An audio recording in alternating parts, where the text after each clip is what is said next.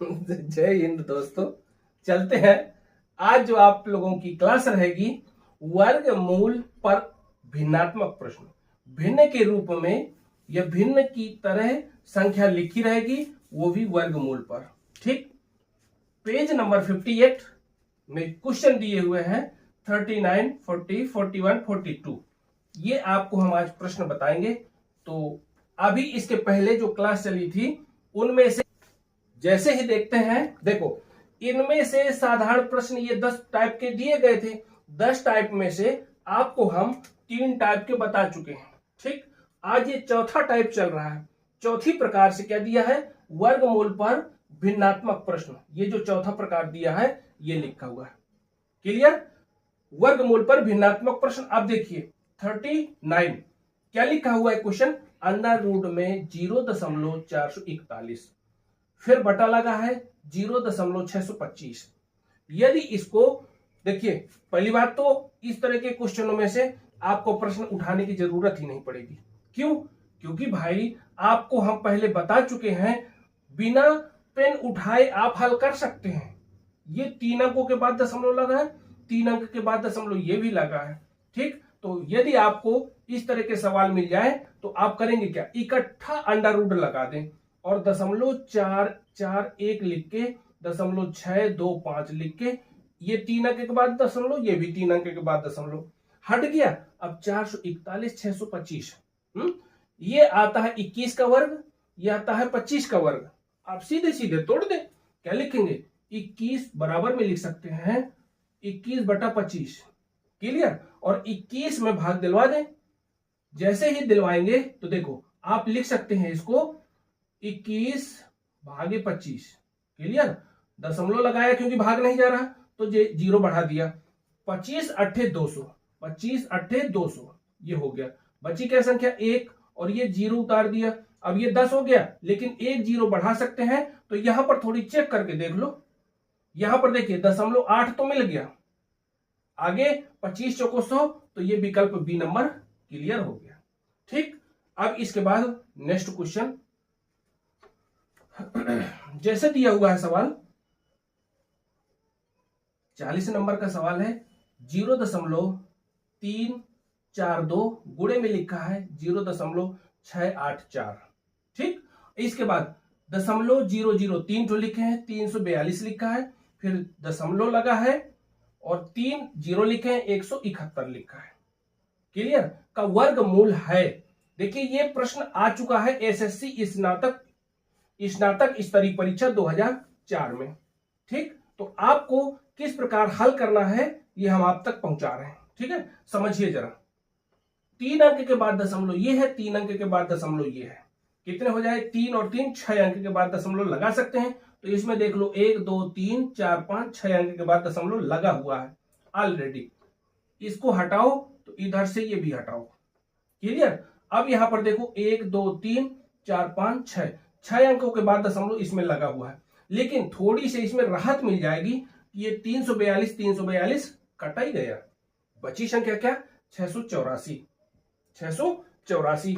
आप लिख सकते हैं 684 बटा, यहां पर देखिए आप करेंगे क्या, 6 अंक के बाद दशमलव, 6 0 बढ़ा दो, 3 4 5 6, बटे में लिखा है 171। क्लियर? अब आप करें क्या, इसका कहता है वर्गमूल। भाई साहब यहां पर वर्गमूल की चर्चा कर दिया है, आप यहां पर रूट लगा सकते हैं। क्लियर? अब इसके बाद ये 4 बार चला जाएगा, या 4 बार लिखेंगे तो 4 1 4, 7 चौको 28 की 8 से लगा 2 और 4 2 6, 4 बार चला गया।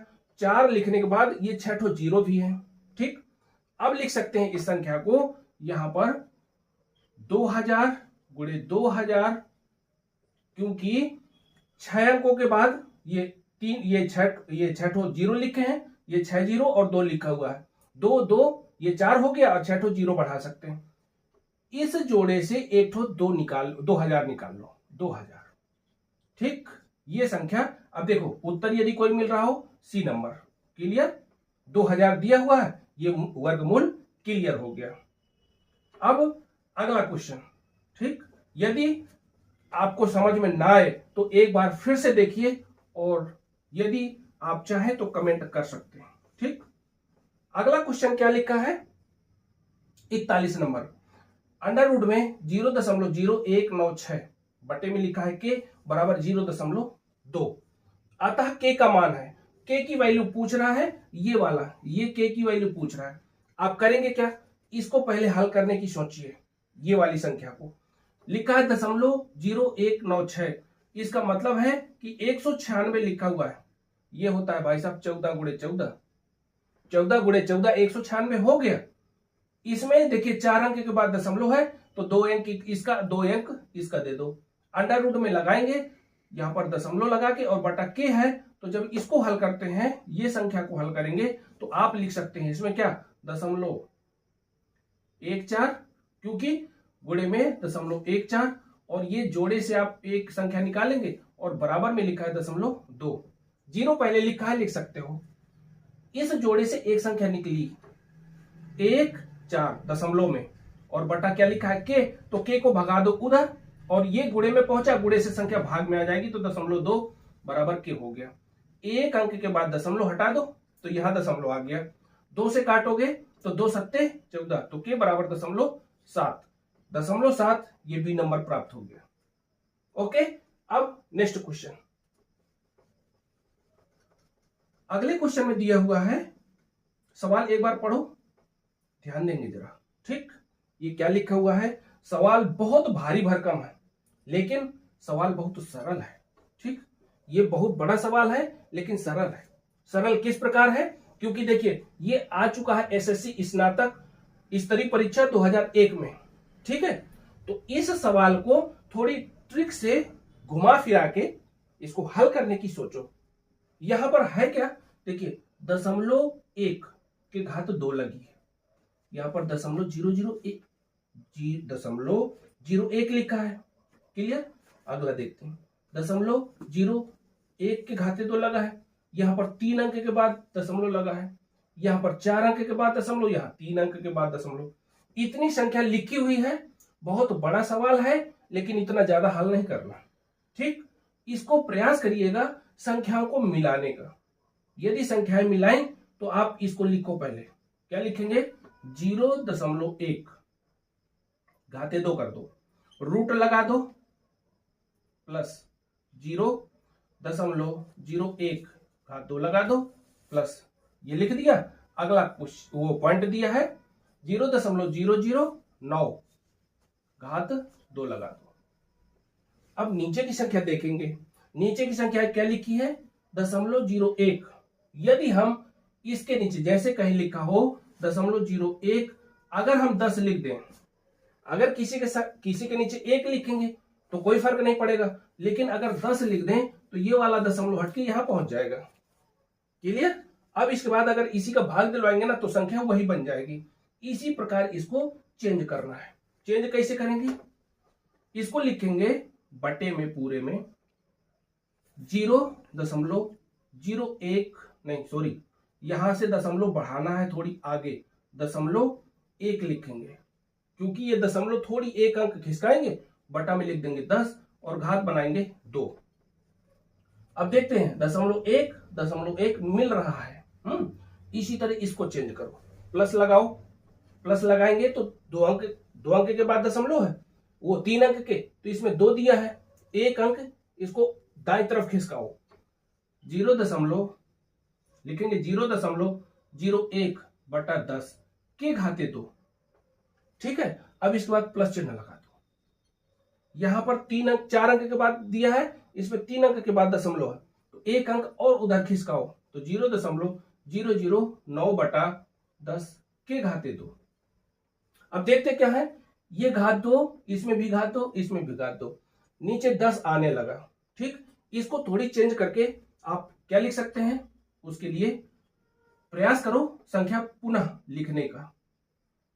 0.1 के घाते 2 प्लस 0.01 के घाते 2 प्लस 0.009 के घाते 2, और पूरे के बटा लगाते हुए इसको देखिए अलग अलग लिख सकते हैं। जैसे कहीं लिखा हो 0.1 बटा 10 लिखा हो, घात 2 लगी हो, आप लिख सकते हैं 0.1 के घाते 2 बटा 100 भी लिख सकते हैं, क्योंकि 10 के घाते अलग से 2 लगा दो।